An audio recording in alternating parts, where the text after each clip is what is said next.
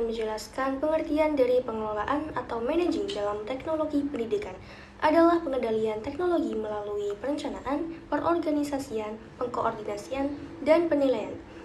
Dalam kawasan pengelolaan ini pada dasarnya mengolah sumber dan proses belajar yang ada dalam sebuah institusi pendidikan sehingga proses belajar mengajar dapat berjalan dengan baik.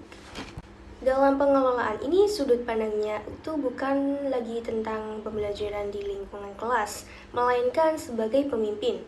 Jadi, dalam mengelola ini, yang dikelola adalah kegiatan belajar mengajar secara umum, baik seperti perencanaannya, perorganisasiannya, pengkoordinasiannya, dan penilaiannya.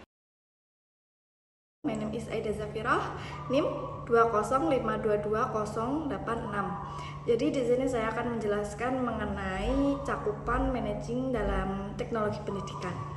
Jadi pengelolaan itu sebuah pengendalian teknologi pembelajaran melalui proses perencanaan, pengorganisasian, pengkoordinasian, dan pengawasan. Nah, pengawasan pengelolaan itu bermula dari pengaturan pusat media, program media, dan pelayanan pemanfaatan media.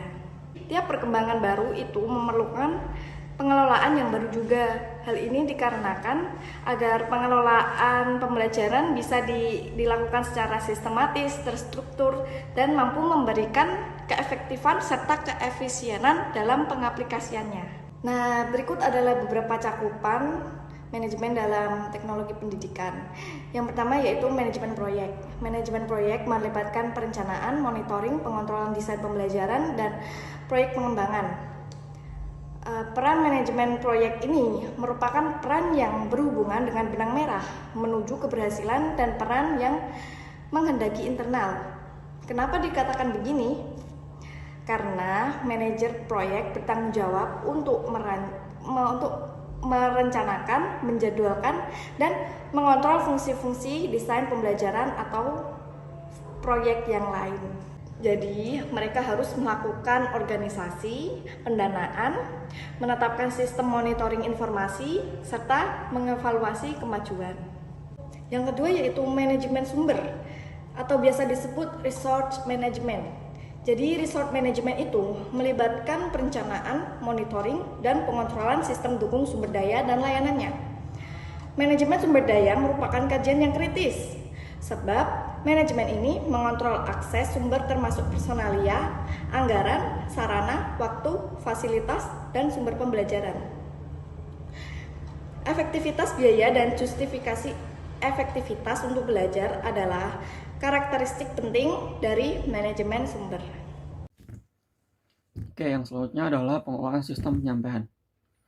Menurut Sesana Ricci, pengelolaan sistem penyampaian meliputi perencanaan, pengawasan, dan pengendalian bagaimana cara distribusi dan pembelajaran diorganisasikan.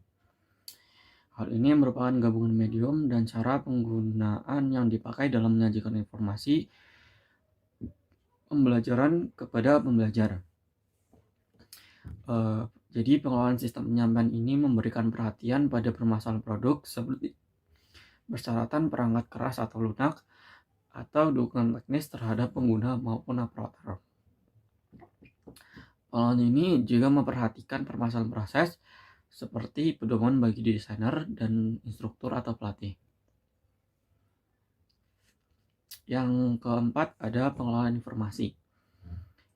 Masih menurut Sesana Ricci, pengelolaan informasi meliputi perencanaan, pengawasan, dan pengendalian cara penyimpanan, pengiriman, atau pemindahan atau pemrosesan informasi dalam rangka tersedianya sumber untuk kegiatan belajar.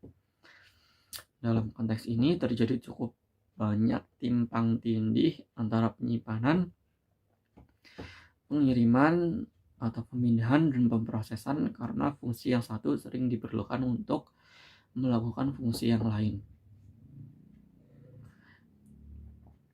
Jadi pengelolaan informasi ini sangat penting untuk memberikan akses dan keakraban pemakai. Pentingnya pengelolaan informasi terletak pada potensinya untuk mengadakan revolusi kurikulum dan aplikasi desain pembelajaran. Pengelolaan sistem penyampaian informasi bertujuan untuk supaya pembelajaran tetap akan merupakan komponen yang terpenting dari teknologi pembelajaran. Sekian dari saya, terima kasih.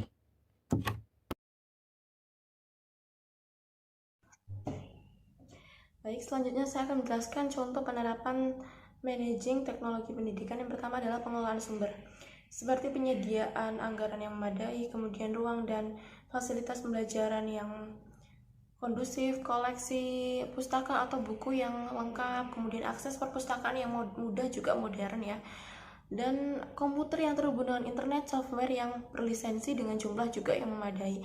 Dalam pengelolaan sumber, sekolah ataupun institusi pendidikan itu dapat menggunakan perangkat lunak pembelajaran yang canggih untuk mengelola sumber daya dalam pembelajaran, kemudian inventaris data siswa. Misalnya juga kayak penggunaan sistem informasi akademik yang di UIN sendiri itu kayak Skadu untuk mengelola data siswa, juga jadwal pelajaran.